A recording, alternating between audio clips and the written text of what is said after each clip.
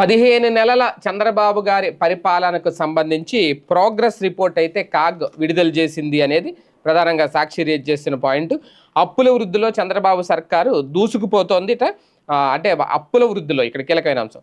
15 నెలలుగా రాష్ట్ర సంపద పెరగకపోగా గత ప్రభుత్వంలో వచ్చిన సంపద కూడా రాకుండా పోతోంది అనేది. కూటమి సర్కారు అధికారం చేపట్టిన నాటి నుంచి అమ్మకం పన్ను తిరోగమనమే కానీ పెరగడం లేదు. అమ్మకం పన్ను తగ్గిపోవడం అంటే ప్రజల కొనుగోలు శక్తి పడిపోవడమే.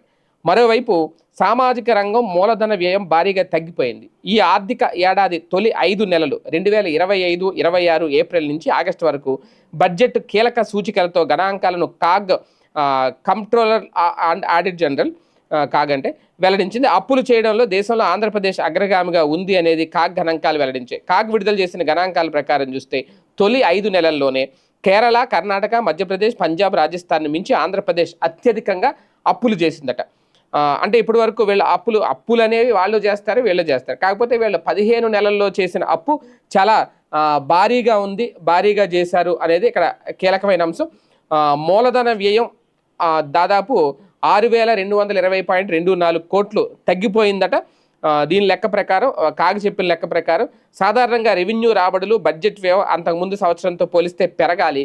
అందుకు భిన్నంగా 2023-24 ఆగస్టు వరకు రెవెన్యూ రాబడులు బడ్జెట్ వ్యయంతో పోలిస్తే 2025-26లో ఆగస్టు నాటికి బాబు పాలనలో రెవెన్యూ రాబడులు బడ్జెట్ వ్యయం తగ్గిపోయింది.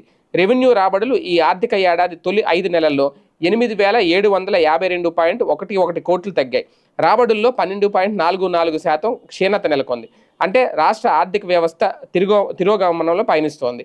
అస్తవ్యస్త పాలనతో రెవెన్యూ రాబడులు క్షీణిస్తున్నాయి. 2023-24 తొలి 5 నెలల కంటే బడ్జెట్ వ్యయం ఈ ఆర్థిక ఏడాదిలో 10,643.43 కోట్లు తగ్గిపోయిందట. ఇది ఇక్కడ తాజాగా అంటే మొత్తం బడ్జెట్ వ్యయం ఎంత, రెవెన్యూ రాబడులు ఎంత, అమ్మకం పన్ను ఎంత, కేంద్ర గ్రాంట్లు ఎంత, మూలధన వ్యయం ఎంత, ఇదంతా రాసుకొచ్చారు. మొత్తానికి అప్పులు గతంతో పోలిస్తే భారీగా చేస్తున్నారు. అప్పుల వృద్ధిలో చంద్రబాబు సర్కారు దూసుకెళ్ళిపోతోంది అనేది కాగ్ చెప్పింది అనేది సాక్షి రేజ్ చేసిన అంశం.